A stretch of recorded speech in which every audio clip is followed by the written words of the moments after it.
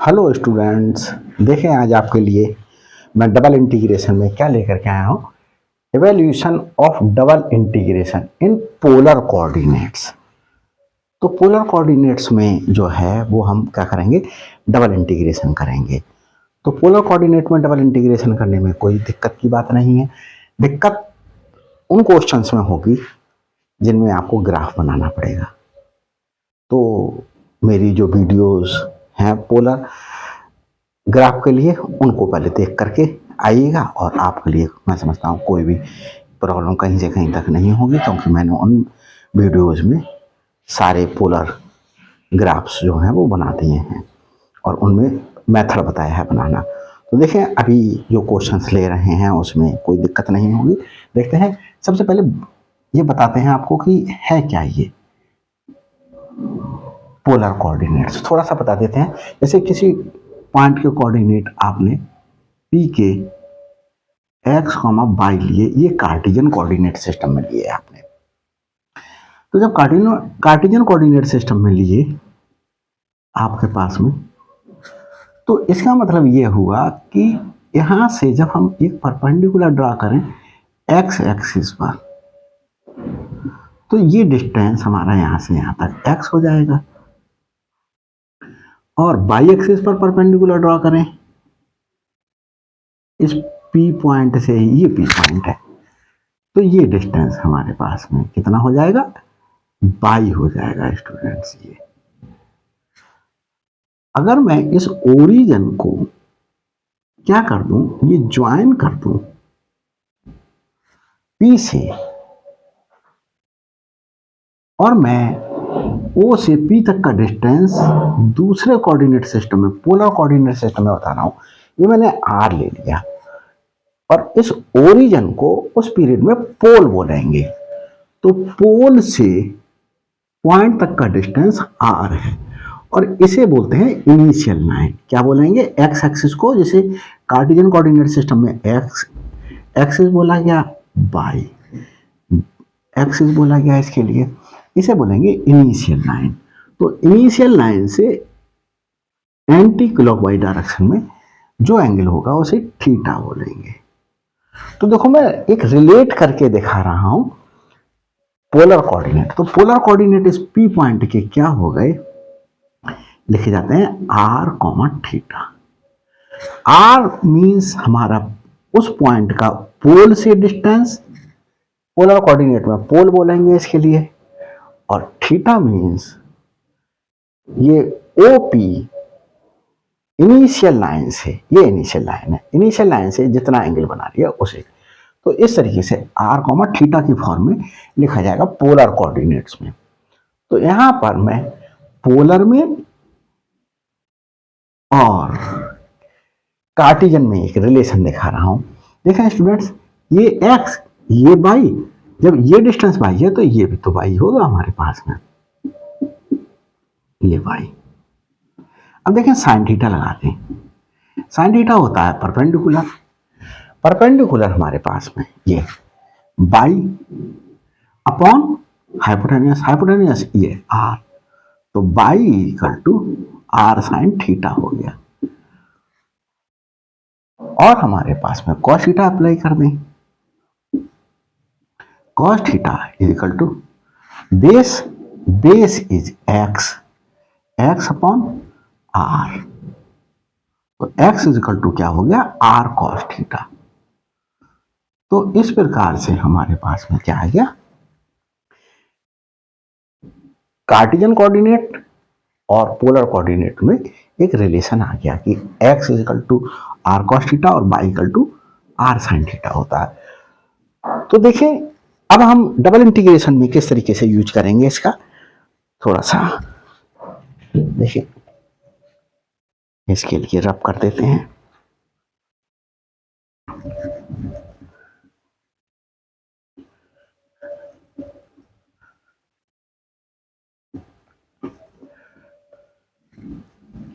देखते हैं स्टूडेंट्स, इस प्रकार से चलते हैं। यहां पर क्या होगा, हमारे पास में इस तरीके से डबल इंटीग्रेशन गिवन होगा, थीटा 1 थीटा 2, और ये थीटा 1 पर जैसे मैं ड्रॉ करता हूं, मैंने कहा है ये एक इनिशियल लाइन है और ये एक पोल है, ये इनिशियल लाइन और ये पोल। मैंने क्या कर दिया, मैंने कह दिया कि ये थीटा 1 है और थीटा 1 के लिए ये डिस्टेंस सपोज कीजिए r1 है, इस पॉइंट तक का डिस्टेंस, और ये मेरे पास क्या है, ये थीटा 2 है, क्या है, थीटा 2। तो मुझे इंटीग्रेशन निकालना है, एक मेरे पास में फंक्शन गिवन होगा, फंक्शन किस फॉर्म में होगा, आर थीटा के फॉर्म में होगा। कैसे होगा देखो, दिखा देते हैं। मैंने कहा r is equal to a sine theta. तो यहां पर देखें, आपको ये जो फंक्शन है पूरा, वो हमारे पास में फंक्शन किस फॉर्म में है, आर और थीटा पर डिपेंड कर रहा है। आर क्या है हमारे पास में, यहां से यहां तक का डिस्टेंस, और जब हमने ये एंगल थीटा 2 किया तो हमारे पास में ये हमें कर्व रोटेट करना पड़ा R2, ये R2 है, और ये जो कर्व ड्रॉ किया गया है वो एफ आर कॉमा थीटा के लिए ड्रॉ किया गया है। तो ये R1 कब, थीटा 1 पर, पोल से उस पॉइंट तक का डिस्टेंस, और ये R2 पोल से जो है वो इस पॉइंट तक का डिस्टेंस, जब ये यहां से मूव करके ये पहुंचे। फंक्शन होगा एफ आर कॉमा थीटा, और डिफरेंशिएशन सॉरी इंटीग्रेशन होगा डी आर डी थीटा। तो इस तरीके से कुछ आपको क्या दिखाई दे रहा होगा, क्वेश्चन दिखाई दे रहा होगा। तो सबसे पहले आप आर के रेस्पेक्ट में इसके लिए इंटीग्रेट करेंगे और उसके बाद फिर थीटा के रेस्पेक्ट में इंटीग्रेट करेंगे। जब आर के रेस्पेक्ट में इंटीग्रेट किया जाएगा तो थीटा को एज ए कांस्टेंट ट्रीट किया जाएगा, और जब थीटा के रेस्पेक्ट में इंटीग्रेट किया जाएगा तो आर को एज ए कांस्टेंट ट्रीट किया जाएगा, और इस प्रकार से हमें क्या प्राप्त हो जाएगा, double integration in polar coordinate प्राप्त हो जाएगा। तो देखें, करते हैं एक क्वेश्चन को, और आपको कुछ उस क्वेश्चन को करने के बाद आइडिया होगा। पहले अभी इजी सा क्वेश्चन लेता हूं जिससे आपको किसी प्रकार की कोई दिक्कत ना हो और समझने में आसानी रहे। देखिए क्वेश्चन है स्टूडेंट्स, क्वेश्चन क्या दिया हुआ है,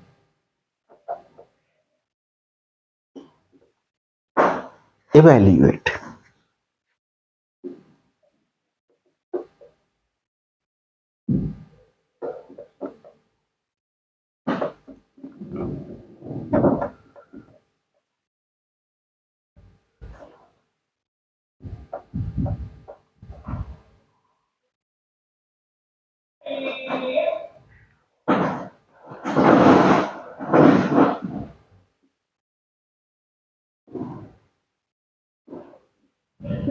ये दिया हुआ है क्वेश्चन स्टूडेंट्स।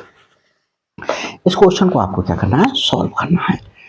तो देखते हैं, तो ये हमारे पास में हम क्या कर लेते हैं, सॉल्यूशन देते हैं इसका, लेट आई इक्वल टू, इसे आई एज्यूम कर लिया, 0 से π/2 तक, 0 से a cos theta r square root of a square minus r square d r d theta, तो देखिए फर्स्ट ऑफ ऑल स्टूडेंट्स, जैसे यहाँ पर थीटा दिखाई दे रहा है, इट मीन्स ये लिमिट है आर की, और ये भी लिमिट है आर की, और यहां हमें एंगल दिखाई दे रहा, तो ये थीटा की लिमिट हो गई, थीटा, थीटा की। तो देखिए ये R1 हो गया, ये R2 हो गया, मतलब जब थीटा की वैल्यू 0 है तो R की वैल्यू क्या है, 0 है, और जब थीटा की वैल्यू π/2 है तो R की वैल्यू क्या है, a cos थीटा है। ये मतलब है इसका, मतलब आप ये जानने का कोई भी जो है वो आवश्यकता नहीं है।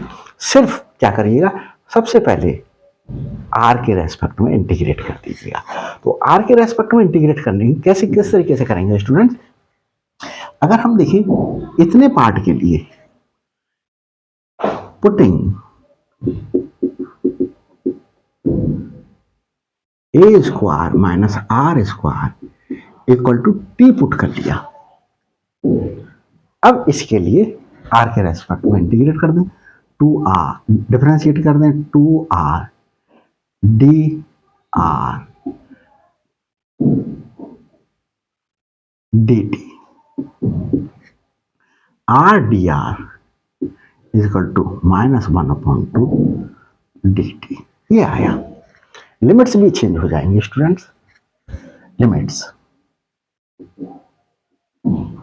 When r equal to 0, r equal to 0, r equal to 0 put करेंगे तो t इक्वल टू क्या आ जाएगा, a square, t equal to a square when r equal to a cos theta, a cos theta.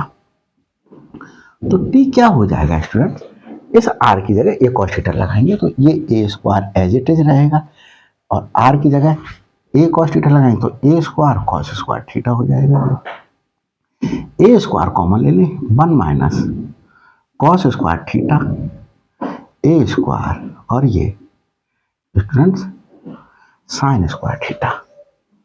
तो t की value क्या आ गई हमारे पास में, ये आ गई, t की लोअर लिमिट a स्क्वायर है और t की अपर लिमिट है a square sine square theta. तो i क्या हो जाएगा, आप देखें i इक्वल टू 0 to π/2, ये एज इट इज रहेगा।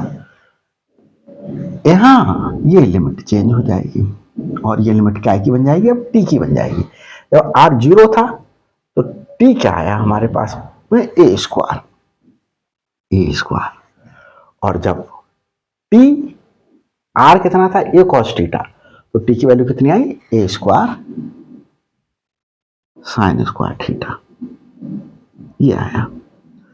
फिर students r dr, r dr, r dr के स्थान पर क्या रख देंगे, -1/2 dt, -1/2 dt पुट कर दिया, किसके स्थान पर, इसके और इसके स्थान पर square root of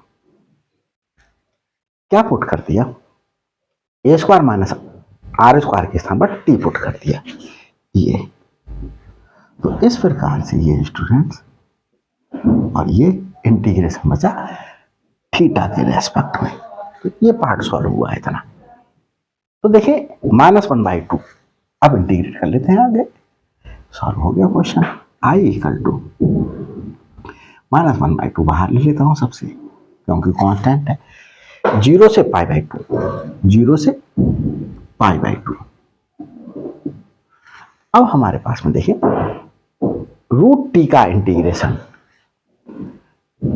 t⁻³ upon 3/2 यह हुआ, और d theta as it is रहेगा, और इस 2 से ये स्टूडेंट्स 2 कैंसिल हो जाएगा, इस प्रकार से -3 बाहर ले लिया, और यहां पर हमारे पास में लिमिट क्या पुट करेंगे, लोअर लिमिट a स्क्वायर, और अपर लिमिट क्या पुट की जाएगी, a square sine square theta, a square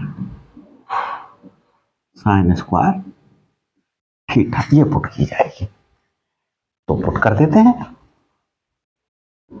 0 to π/2। और देखें स्टूडेंट्स, यहां 3 नहीं, क्या आएगा, 1/3 आएगा स्टूडेंट्स। माइनस का ये माइनस है, -1/3।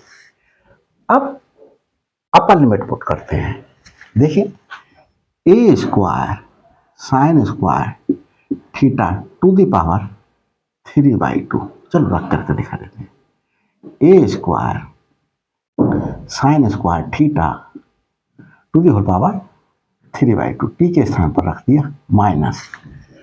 अब टी के स्थान पर लोअर लिमिट रखेंगे, ए स्क्वायर टू द पावर 3/2, ये पुट कर लिया डी थीटा।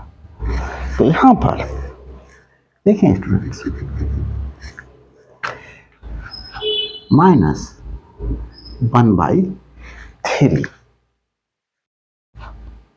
सिंप्लीफाई कर लें, 0 to π/2।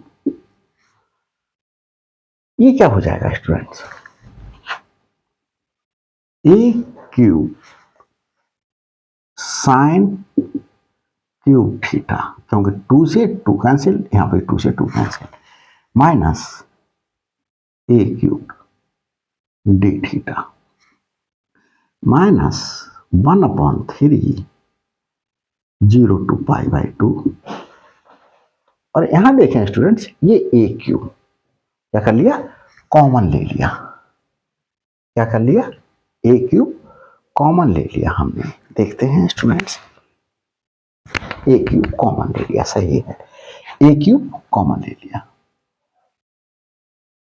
क्या बचा, sine cube theta -1 d theta minus a cube upon 3। Integral करेंगे स्टूडेंट्स किसके रेस्पेक्ट में, अब हम इसके लिए थीटा के रेस्पेक्ट में इंटीग्रेट करेंगे। किसके रेस्पेक्ट में, थीटा के रेस्पेक्ट में इसे इंटीग्रेट करेंगे। तो थीटा के रेस्पेक्ट में इंटीग्रेट कैसे करेंगे स्टूडेंट्स, देखते हैं। अभी पहले जरा कैमरा चेक कर लेता हूँ कि कुछ गड़बड़ तो नहीं चल रहा है, सब कुछ ओके चल रहा है। कभी कभी ऐसा हो जाता है, मैं वीडियो बनाता चला जाता हूँ और कैमरे में जो है वो कुछ गड़बड़ हो जाती है। देखते हैं,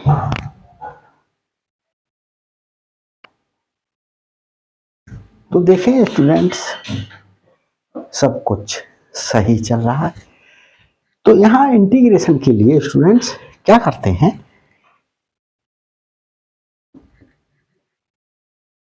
एक फॉर्मूला बीटा फंक्शन का अप्लाई करते हैं। किस तरीके से करेंगे देखिए, यहां समझाता हूं मैं आपको। बीटा फंक्शन नहीं आता है तो भी इस तरीके से अगर इंटीग्रेशन दिया हुआ हो, 0 to π/2 sine this cos d theta, तो gamma p + 1/2 gamma q + 1/2 upon 2 gamma p + q + 2 upon 2, ये है फॉर्मूला। तो देखिए, गामा का मतलब, गामा 1/2 की वैल्यू होती है √π, और गामा जैसे मैंने कहा गामा 5, तो इसकी वैल्यू होती है 4 फैक्टोरियल।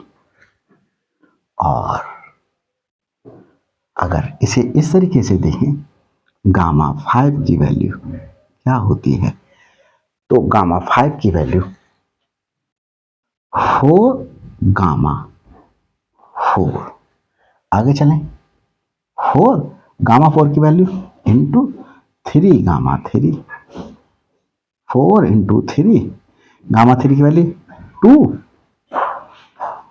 गामा 1। ये तो इस तरीके से हमारे पास में ये किसके इक्वल पहुंच गया, हमारे पास में 4 फैक्टोरियल हो गया ये। तो देखिए यहाँ पर अप्लाई करते हैं, किस तरीके से अप्लाई करेंगे मैं यहाँ आपको दिखाता हूँ। 0 to π/2 है, यहाँ साइन क्यूब्ड थीटा है, इसमें कॉस की टर्म नहीं है, तो कॉस को इस तरीके से लिख लें students, cos 0 cos theta raise to 0 d theta. तो P हमारे पास में 3 हो गया और Q हमारे पास में 0 हो गया। क्या लिखेंगे इसके लिए, देखिए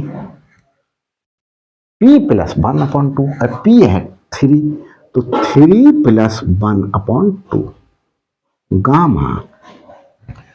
Q क्या है, Q है 0, 0 + 1 1/2 ही हुआ, 2 गामा P + Q, P है हमारे पास में 3, Q है 0 + 2/2, तो ये वैल्यू आ गई। तो यहां पर इसकी वैल्यू डायरेक्ट ये पुट कर देंगे, गामा 3 + 1/2 गामा 1/2 2 गामा 3 + 0 + 2 3 + 0 + 2/2। तो ये तो साइन क्यूब थीटा का इंटीग्रेशन हुआ बीटा फंक्शन की हेल्प से, माइनस हमारे पास ये 1 बचा, 1 का थीटा के रेस्पेक्ट में इंटीग्रेशन हमारे पास में क्या हो जाएगा। देखो अगर कंफ्यूजन हो रहा है स्टूडेंट्स तो थोड़ा सा और आगे पढ़ लेते हैं। इस प्रकार से आई इक्वल टू क्या चल रहा था, -a³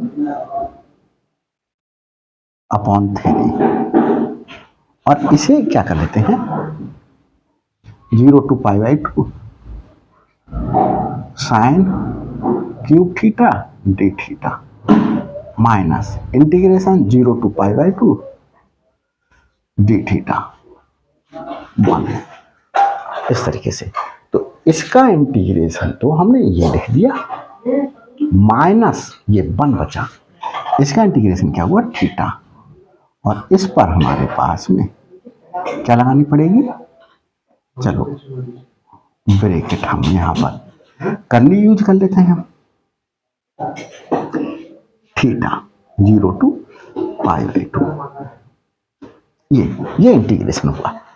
अब इसे क्या कर लेना, सिंप्लीफाई कर लें, -a³/3, ये क्या हुआ स्टूडेंट 3 + 1/2 तो 4/2 2 हो गया, गामा 2, और ये क्या हो गया √π हो गया, क्या हो गया √π हो गया, गामा 1/2 हमारे पास में 3 + 1/2 सही है स्टूडेंट्स। देखिए अपॉन ये 2 और ये क्या है 5/2 गामा, 5/2 गामा को किस तरीके से देखो, जैसे 5 को एक कम लिख करके फिर गामा लिखा, तो हम क्या लिखेंगे 5/2 में से 1 कम किया तो 3/2 इंटू गामा 3/2। आगे देखें, अब गामा 3/2 को 1 कम करके 1/2 गामा 1/2। तो अगर हम वैल्यू ना लगाएं और एज इट इज ही रहने में गामा 1/2, तो यहां देखें 3/2 इंटू 1/2 गामा 1/2 आ गया, माइनस इसमें अपर लिमिट रखें तो π/2 और लोअर लिमिट रखेंगे तो 0 आ जाएगा। तो ये हमारे पास में देखें, तो ये स्टूडेंट्स मैंने आपको समझाने के लिए किया था। आपको नहीं दिखाना है। आप क्या करिएगा, नोटबुक में नीचे एक लाइन खींच करके नोट डालिएगा और फिर ये वर्क लिख लीजिएगा, क्योंकि इन फ्यूचर जब भी आप खोल करके देखें तो आपको पता चल जाए कि ये स्टेप कहाँ से लिखा गया है। तो देखो, ये चीज़ें मैं इसलिए बताता चलता हूँ क्योंकि ऐसा ही मैं भी यूज किया करता था जब आपकी तरह ही एक स्टूडेंट्स था, और तभी कभी भी इन फ्यूचर मुझे आवश्यकता पड़ती थी देखने के लिए, रिवीजन करने के लिए। डेली तो टाइम था नहीं कि स्टडी कर सकूं, क्योंकि उस पीरियड में भी मैं जो है वो जॉब में था। तो देखें, सिंप्लीफाई करते हैं इसके लिए। I equal to minus a cube by 3। क्या सिंप्लीफिकेशन हुआ स्टूडेंट्स? देखें, गामा 1/2 से गामा 1/2 कैंसिल, और गामा 2 की वैल्यू 1 गामा 1 या फैक्टोरियल 1 फैक्टोरियल, और 1 फैक्टोरियल की वैल्यू 1 होती है। तो ये 1, और यहां से 2 से 2 कैंसिल, ये 3/2 तो 2/3 हुआ, 2/3 हुआ स्टूडेंट्स, माइनस पाई/2 ये हुआ स्टूडेंट्स। तो क्या करें, यहां पर हम स्टूडेंट्स माइनस AQ/3 और 6 एलसीएम ले लें, तो 4 माइनस 3 और माइनस AQ/18 4 माइनस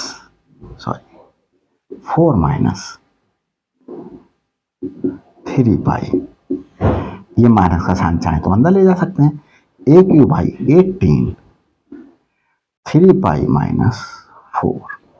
तो इस प्रकार से ये क्या दिया, डबल इंटीग्रेशन में कोई क्वेश्चन पोलर कोऑर्डिनेट में दिया हो, पोलर कोऑर्डिनेट सिस्टम में दिया हुआ हो, तो उसको किस प्रकार से सॉल्व करेंगे। तो सिंपली पहले r के रेस्पेक्ट में इंटीग्रेट कर लिया और फिर थीटा के रेस्पेक्ट में इंटीग्रेट कर लिया। तो ये करके जो है वो देखा होगा आपने, यहाँ पर कोई भी आवश्यकता नहीं पड़ी कि पोलर ग्राफ प्लॉट किया जाए। तो thanks for watching my videos.